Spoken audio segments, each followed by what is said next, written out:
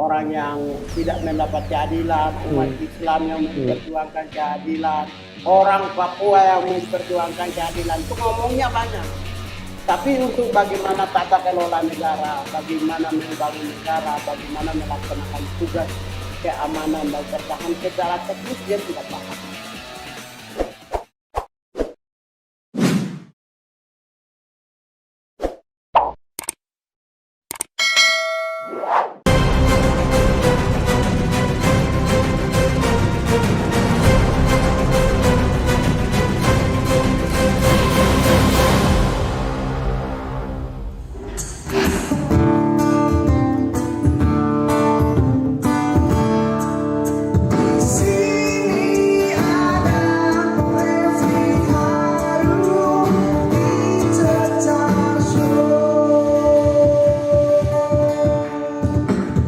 Bung Pigai, soal tertembaknya 6 Laskar Front Pembela Islam. Ada banyak word, kata-kata yang digunakan. Ada yang bilang tertembak, ada yang bilang ditembak, ada yang bilang terbunuh, ada yang bilang dibunuh, ada yang bilang pembantaian. Apapun kata yang digunakan, karena sekarang dalam proses pencarian fakta ya, paling tidak oleh tim dari Mabes Polri, saya ingin Bung Pigai memberikan opini terhadap peristiwa tersebut. Silakan Bung. Oke, jadi ini saya sejak peristiwa, saya pakai peristiwa yang sangat menyayat perasaan rakyat Indonesia. Peristiwa 7 Desember. 7 Desember ya. Saya pertama kali saya keluarkan pernyataan. Jadi bukan tidak ingin merespon cepat. Karena kebiasaan kami ini kan sering nangani kasus. Jadi di hari pertama sampai... Bung Pigai dari tahun berapa sampai tahun berapa Komnas HAM? 2012 sampai 2017. Oke, 2012. Bulan November, Oktober. Ya. Jadi karena kami ini sudah biasa menangani kasus, jadi ketika peristiwa itu terjadi, saya sudah pahami bahwa pasti dikecam, direspon banyak orang. Karena itu kita tidak mau lebih dulu merespons. Karena kita ini kan dalam konteks human rights, kan kita prominent. Jadi tidak mungkin kita masuk dalam tekanan-tekanan publik atau mungkin pro kontra yang begitu awal ya. Dan ini baru pertama kali nih saya mau bicara tentang peristiwa. Kalau saya pakai dari semua itu, saya kan penyelidik. Saya pernah penyelidik 5 tahun saya pimpin di Komnas. Jadi mereka itu ditembak, bukan tertembak. Tertembak itu kalau ada kerumunan, ya, baru mungkin ada sasarannya ke tempat mana begitu, terus ada salah satu yang kena. Itu tanpa itu tidak dibidik, itu tertembak. Ya. Tanpa dibidik. Jadi kalau terbunuh itu juga sebenarnya tidak dalam konteks sasaran bidikan. Kalau di dalam konteks bidikan itu ditembak. Ya, ditembak. Jadi 6 orang ditembak. Saya ingin memberikan pandangan menurut saya. Yang pertama, polisi, karena yang tembak itu adalah polisi, maka polisi ini norma yang dianut di seluruh dunia. Polisi itu mulai dari bintang 4 sampai polisi yang baru masuk itu penyidik. Jadi semua tindakan yang dilakukan oleh kepolisian itu adalah tindakan dalam konteks criminal justice system. Karena dia penyidik. Kemudian pertanyaannya, kalau mereka itu dibunuh, ditembak di luar criminal justice system, bagaimana? Itu unlawful killing.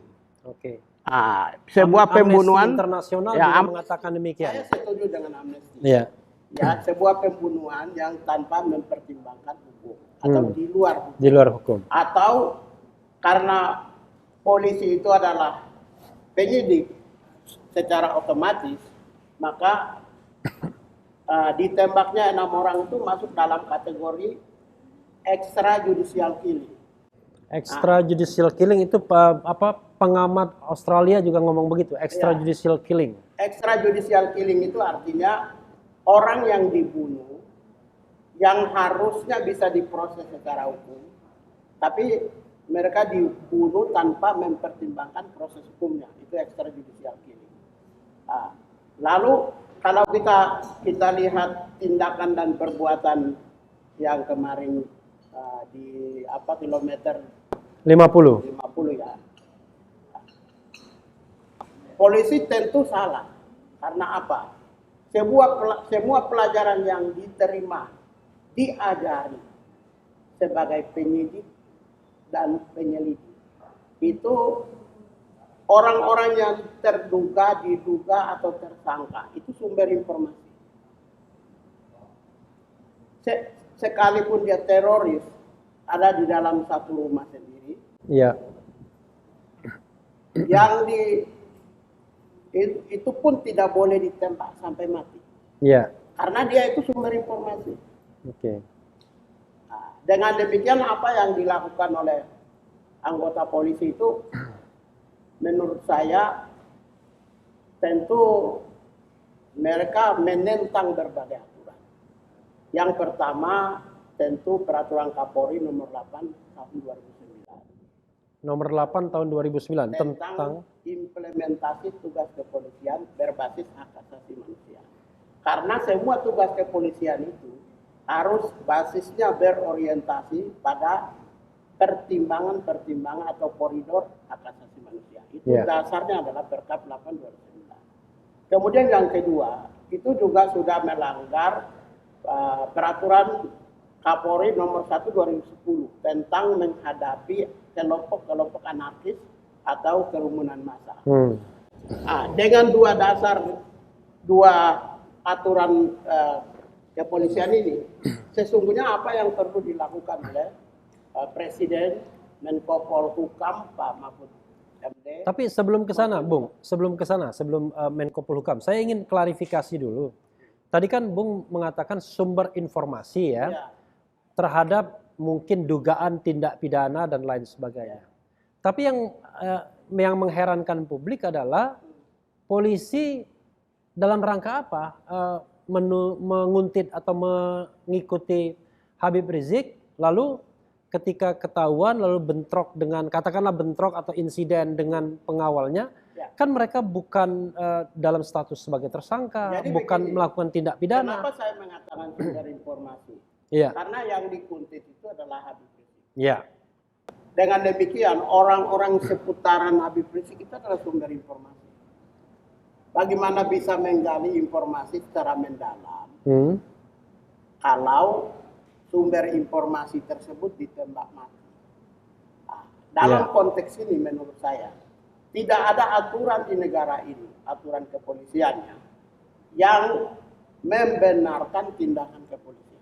Iya, maksud saya gini, untuk apa polisi membuntuti atau menguntit Habib Rizik, padahal kita tahu bahwa saat itu statusnya kan belum tersangka, baru dipanggil untuk dimintai klarifikasi, dan kalaupun misalnya mau katakanlah dikuntit, kepentingannya kan harus jelas juga. Padahal masalahnya adalah kerumunan Petamburan yang sudah selesai, bukan perbuatan pidana yang berlanjut, atau dia mau melakukan atau merencanakan tindak pidana lainnya. Jadi maksudnya kepentingannya apa menguntit itu? Ini yang saya mau ingin agak sedikit keras ya. Iya. Ya mudah-mudahan keras ini kan pendapat ya kan, bagian dari pendapat. Namanya juga pendapat. Iya. Memang di dalam teori hukum ya, teori hukum terutama hukum pidana internasional atau hak asasi manusia internasional, itu harus juga temukan satu teori baru. Ketika rakyat disebut teroris, maka the civilian terrorism. Terus bagaimana dengan negara disebut? Saya tidak menuduh siapa ya, ini saya usul aja. Iya. bagaimana kalau negara lakukan unlawful killing atau extrajudicial killing, Iya. kemudian melakukan tindakan-tindakan yang sebenarnya tidak sesuai dengan perintah, tidak sesuai dengan koridor, tidak sesuai dengan proses hukum, maka apakah boleh dikatakan state terrorism? Jadi state terrorizing dia ya. Dia meneror juga. Ya, terrorizing. Iya. Dia meneror. Jadi pelaku teror itu bisa aktor negara, state actor, Atau non bisa state. aktor korporasi, Oke. bisa aktor sipil. Ya. Karena itu memang harus ini sebagai ahli hukum harus kembangkan sebuah teori baru. Ya. Siapa saja aktor-aktor pelaku terorisme. Itu yang menurut saya. Lalu apa yang dilakukan oleh polisi menguntit Habib Rizik itu menurut saya memang tidak sesuai dan tidak bisa diterima oleh siapapun karena Habib Rizik kan sedang di dalam proses panggilan dan dia udah terpenuhi kan, sudah dipanggil. Lalu kalau menguntit itu boleh dalam konteks intelligence. Seorang yang diduga bermasalah, seorang yang diduga punya pengaruh besar, yang berpotensi destruktif, itu boleh dikuntit. Karena namanya tugas negara, intelijen boleh menguntit orang. Tetapi untuk itu tidak boleh lakukan tindakan-tindakan fisik. Intinya sembunyi-sembunyi kan menguntit itu. Sembunyi, jaraknya jauh. Kalau mepet lalu kemudian itu namanya bukan menguntit, itu namanya cari masalah. Berarti ada niat yang mungkin ini ada mens rea, terus ada niat untuk mengganggu Habib Rizik atau kelompok-kelompok presse group yang berasal dari komunitas muslim. Iya, jadi yang jadi masalah adalah saya ingat kata-kata wakil kepala BIN ya, mantan wakil kepala BIN. Dia mengatakan kalau menguntit itu tidak seperti itu. Kalau menguntit itu kalau misalnya kita ketahuan, kita pura-pura nggak tahu. Atau kalau misalnya dipergoki bilang wah ini ada salah pengertian dan lain sebagainya. Bukan ibaratnya malah ditumbuk orang itu kan. Itu eksesif. Nah, dia bilang ini ada dua kemungkinan saja selain di luar prosedur, sebenarnya ada agenda lain. Nah, agenda lainnya kira-kira apa? Ya kalau mereka kuntit Habib Rizik maka ada agenda negara. Apalagi kan ada pemaksaan untuk masuk dalam rombongan itu, menyalip kan kalau dilihat kan gitu. Berita yang berkembang. Kalau itu Habib Rizik maka ada agenda negara, agenda tertentu. Mungkin tidak negara ya. Agenda aktor-aktor negara yang sebenarnya mungkin menginginkan Habib Rizik dengan cara-cara tertentu. Saya tidak bisa mengungkapkan. Walaupun kita semua merasakan itu ya. Iya, tapi cuma kan kalau kita ungkapkan nanti kita dianggap menuduh. Natalis tuduh aparat keamanan. Iya. Kan tidak boleh itu. Nah, itu susahnya ya, walaupun fakta-fakta membuat pikiran kita jadi sakit, tapi kita nggak boleh ngomong. Ya. Jadi kemudian kalau kita lihat potret seperti begini peristiwanya, apa yang perlu dilakukan oleh Presiden, Menko Polhukam dan Kapolri? Jangan itu dulu. Apa? Saya mau tanya lagi begini, ya. Ada fakta yang kan sebagai pernah menjadi penyelidik dan penyidik. Katakanlah pihak aparat keamanan mengatakan pembelaan diri, membela diri. Salah satunya kalau kita baca atau kita lihat press conference, itu mengatakan ada 3 peluru yang sudah ditembakkan oleh pengawal Habib Rizik, kan begitu? Oke, 3 dengan 2 pistol revolver. Kalau 2 pistol kan berarti dipegang oleh 2 orang. Teorinya kan begitu, kalau cuma 2. Kalau misalnya yang lainnya barangkali pegang ada samurai, ada arit gitu kan. Yes, oke, kalau itu dianggap benar. Masalahnya adalah ketika mayat itu dimandikan, jenazah dimandikan, diterima oleh pihak keluarga, ada kesaksian dari pihak FPI dan keluarga yang mengatakan bahwa satu orang itu ditembus 4 peluru sampai. Bahkan ada yang dari depan, dari samping, dan dari belakang. Kalau masing-masing orang 4 peluru rata-rata ya, berarti kan 24 peluru. Katakanlah 20 peluru. Kira-kira apa yang ingin Bung katakan kalau misalnya dikatakan aparat keamanan membela diri? Bisakah membela diri membalas dengan 20 peluru berbanding cuma 3 peluru? Dan cuma 2 pistol, tapi yang terbunuh, yang dibunuh adalah 6 orang. Logikanya di mana, Bung, kira-kira? Saya kira memang di Indonesia kan sangat terkenal di dunia dengan framing. Iya. KPK menangkap orang belum tentu salah, Ya. tapi framingnya sudah dicecar bahwa orang ini jahat, Ya. orang ini tidak baik. Mungkin pihak negara juga begitu, sering melakukan framing. Ya. Framing untuk membela diri, menempatkan dirinya adalah benar, tapi juga menempatkan orang lain itu salah, atau kebijakan atau tindakannya benar. Menurut saya memang tidak terkoordinasi di dalam institusi kepolisian. Hal itu terlihat dari pernyataan dari Kapolda Ya. dan Kadif Humas ya. Kadif Humas, Kapolda, Kabid Humas mungkin ya. Kabid Humas.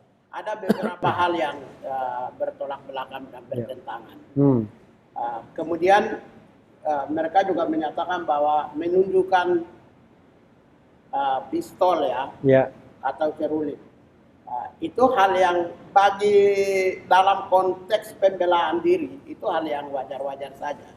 Tetapi kan ada akuntabilitas publik, publik yang menilai.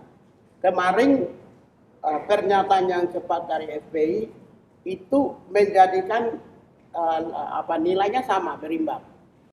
Balancing informasi ya. Karena pernyataan dari Sekjen FPI itu tegas, jelas. Ya, tegas dan jelas, bukan keras ya. Tegas dan jelas. Itu tegas dan jelas, tapi diancam juga kata sama polisi. Dianggap menyebarkan hoax katanya. Jadi gini, pertama, polisi itu tidak boleh menyatakan bahwa barang bukti itu asli sebelum diuji apakah kebenaran atas pistol atau cerulit. Tidak boleh mereka. Mereka mendahului. Terus yang kedua, polisi juga tidak boleh mengeluarkan pernyataan-pernyataan yang misalnya bertentangan. Yang pernyataan yang orientasinya adalah pernyataan tersebut untuk variabel pembuktian di pengadilan. Tidak boleh dia keluarkan. Karena barang bukti itu hanya bisa diuji. Bahkan barang bukti itu bisa diuji berdasarkan pengadilan. Keputusan pengadilan. Termasuk juga misalnya apakah bisa aparat keamanan atau polisi mengatakan bahwa yang disampaikan FPI itu hoax. Karena versi mereka bahwa memang pistol itu ada dan punya laskar FPI, tapi kata FPI enggak ada, bukan punya kami. Tapi tiba-tiba polisi mengatakan yang dikatakan oleh FPI ini hoax dan itu bisa dipidanakan. Menurut harusnya jadi begini, Prof. Bung Rafli. Jadi polisi tidak siap. Dan kerja ini kalau dari sini kita bisa berkesimpulan. Pengertian tidak siap itu tidak siap apanya? Tidak siap untuk kepolisian itu kan menyusun cerita yang solid atau tidak siap yang seperti apa? Begini, polisi itu kan komando tunggal. Dengan adanya pernyataan yang berbeda-beda, dengan adanya mereka tunjukkan berbagai bukti-bukti, dengan adanya itu bisa saja menurut saya tidak sinkron. Mungkin kalau di situ saya mungkin sedikit bisa menduga bahwa tindakan yang terjadi di kilometer 50 itu mungkin tidak by system langsung dari kepolisian, Mabes Polri. Mungkin Pak Idam tidak. Karena kalau Pak Idam yang memerintah, maka semua solid. Itu skenario untuk penyampaian ke publik, skenario barang bukti, berbagai skenario nya sudah disiapkan.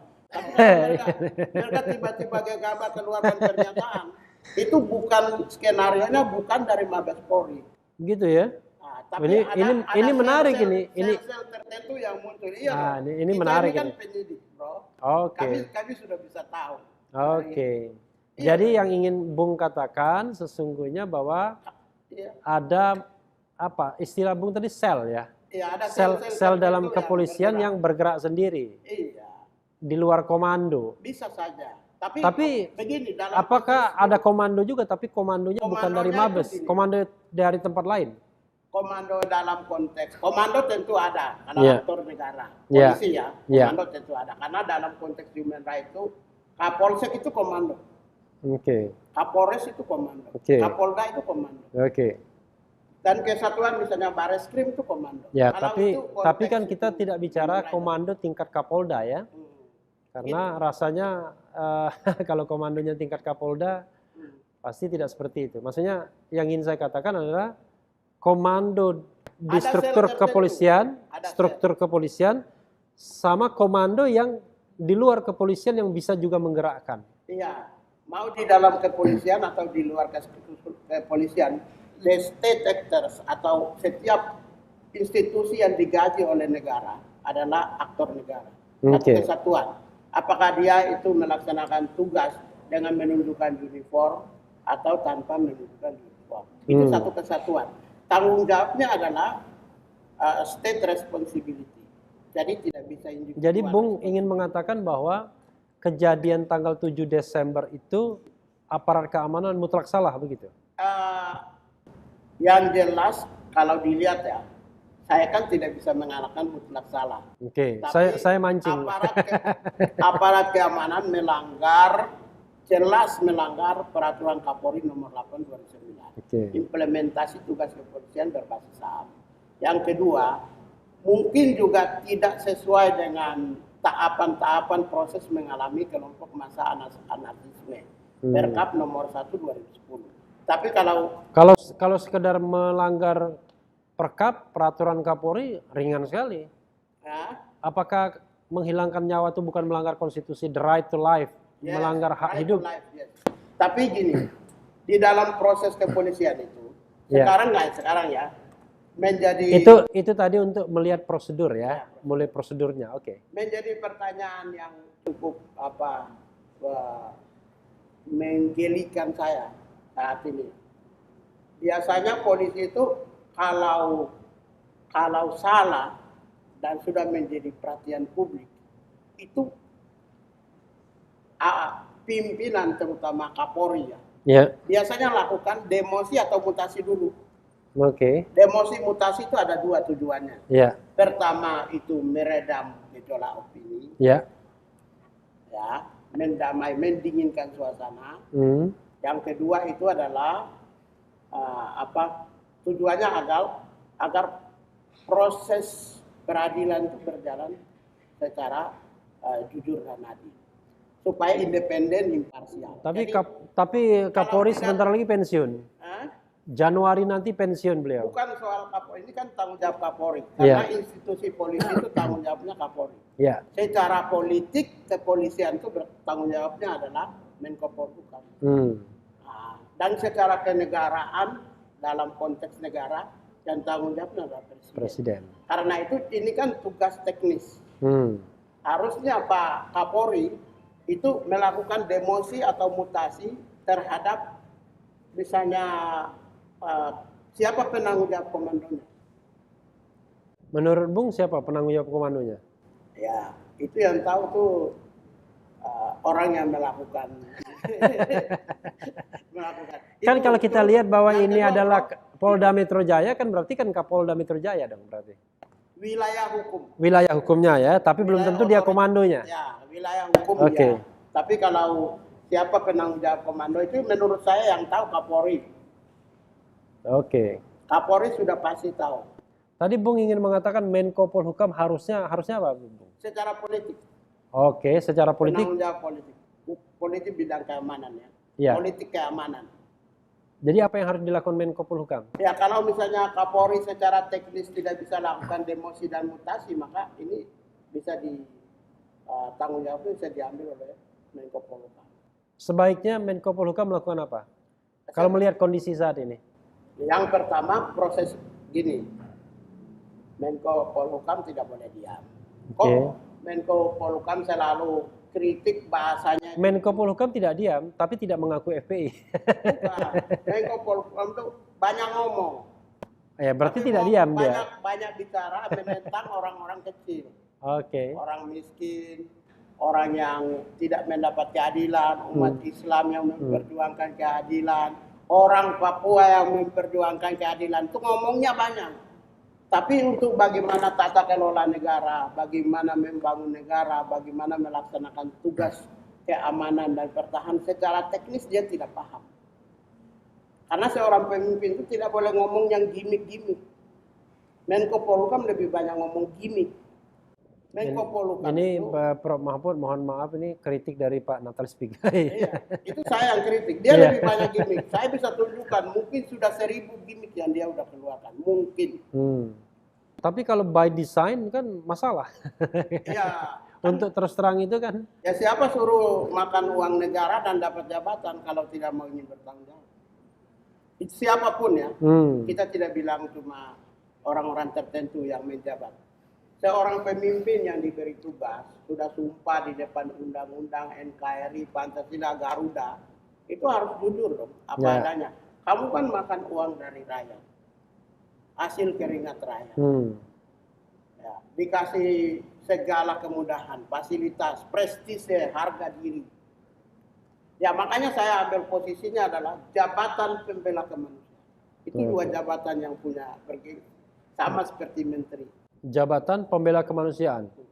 Maksudnya jabatan apa itu? Iya, gini kan Indonesia kan orang yang menjabat dapat jabatan di pemerintahan baru dihormati kan. Iya. Mereka itu adalah orang-orang terhormat yang dikasih jabatan. Maka harus bertanggung jawab, memastikan adanya keadilan, adanya kejujuran, adanya tanggung jawab atas tindakan dan kebijakan yang dilakukan oleh pemerintah. Itu satu kesatuan.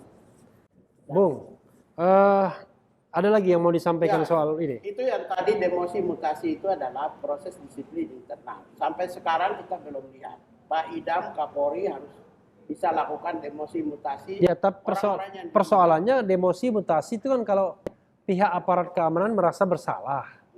Ya, tapi kalau dilihat gerak-geriknya kan dia nggak merasa bersalah. Ya, bahkan dia gencar melakukan misalnya penersangkaan, pemeriksaan, penangkapan, penahanan, itu dilakukan. Nah, kalau itu terhadap Habib Rizik itu normal. Ya. Normal. Hal yang normal. Persoalan perdebatan mengenai ini COVID, protokol, ya itu silakan. Itu kan unsur subjektifnya polisi. Ini unsur subjektifnya polisi. Misalnya mereka mau tersangkakan Pak Habib Rizik itu unsur subjektifnya polisi. Tapi kan subjektif itu harus rasional juga, Bu. Ya, subjektif harus responsif, bertanggung jawab. Ya, dan rasional juga. Rasional. Kan misalnya gini, ada pakar yang mengatakan, loh kok dikenakan pasal 160? Pasal 160 itu kan penghasutan. Misalnya saya menghasut Bung, karena hasutan saya, Bung melakukan tindak pidana. Maka selain Bung yang kena, yang pelaku tindak pidananya, saya yang menghasut kena juga 160. Nah dalam konteks Habib Rizik misalnya, dia menghasut apa? Ya, itu lalu yang melakukan tindak pidana siapa? Gitu. Itu. Saya kira ini topik lain lagi. Topik lain lagi. Topik lain. Pemirsa, jadi begini. Yang pertama, kalau misalnya tindakan kematian terhadap 6 orang anggota Laskar FPI itu dilakukan oleh aktor negara, maka ada 2. Yang pertama bisa diproses secara pidana. Pidana itu tidak hanya itu masuk dalam penegakan disiplin internal, atau keluarga bisa menuntut anggota polisi tersebut. Yang kedua adalah human right, ya, pelanggaran hak asasi manusia. Pelanggaran hak asasi manusia itu state responsibility, maka human right Human Rights Criminal Justice System. Oke. Jadi bisa diproses hukum melalui human rights. Kalau Melalui dia human rights itu bicara melalui pasal pengadilan HAM, Maksud Bung. pengadilan HAM. Oke. Kalau kita mengambil gambar secara utuh peristiwa tertembak atau ditembaknya 6 orang itu masuk dalam kerangka. Kalau potret dari sudut pandang human rights itu beberapa unsur-unsurnya masuk. Oke. Ya, misalnya terencana, sudah pasti terencana karena Oke. mereka menguntit. Oke. Yang kedua mungkin ada mens rea, Mens ada rea. orang yang merancang sebelumnya. Ada niat jahatnya ya. Ada niat jahatnya. Kemudian juga ada sistemnya. Ada Oke. sistem yang Oke. apakah sel kecil atau besar itu bisa debatable. Kemudian masif Masif. dan meluas. Oke. Masif dan meluas ini saya mau ingin sampaikan. Kalau dulu meluas itu bisa dalam konteks wilayah. Tapi meluas bisa dalam konteks personal. Ketika pengadilan Akayesu di Rwanda Iya. diadili, itu di situ tidak pakai konteks meluas dalam konteks wilayah saja, tetapi meluas dalam konteks orang personal. Korban lebih dari satu Oke. atau 2 orang. Oke. Korban lebih dari satu. Kalau dulu kan bisa saja 1 orang, tapi kalau orang-orang prominen yang unggul, kemudian dilakukan dengan indikator-indikator human rights mereka langgar atau terbukti di situ bisa pelanggaran HAM berat. Oke. Tapi kalau yang di kilometer 50 itu menurut saya dari sisi human rights semua unsur-unsurnya Terpenuhi ya. tinggal dibuktikan saja. Jadi terencana, ada mens Ada rea. mens rea dulu. Ya, ada mens Mens rea rea. itu artinya ada orang yang seseorang yang aktor yang Punya motif. Ya, merancang merancang. awal. Ya. Ada niat. Ada niat. Terus yang kedua itu dia merencanakan. Ada perencanaan. Ada perencanaan. Lalu yang ketiga itu adalah Sistematis. Sistematis itu sistem organisasi organnya itu digerakkan. Ya. Lalu Meluas. Meluas itu bisa wilayah. Misalnya kena di sini, kena sana kayak peristiwa 65. Ya. Kena di Jawa Tengah, di NTB, di ini itu meluas. Tapi Bisa dalam juga konteks korban ya. pakai jurisprudensi Akayesu di Rwanda, Ya. itu dalam konteks human rights bisa meluas dalam konteks lebih dari 1 orang. Lebih dari satu korban ya. Jadi ini kalau unsur-unsurnya sih dua-dua terpenuhi. Kalau Komnas HAM memang objektif, ya konsisten, maka menurut saya ini masuk pelanggaran HAM berat. Oke.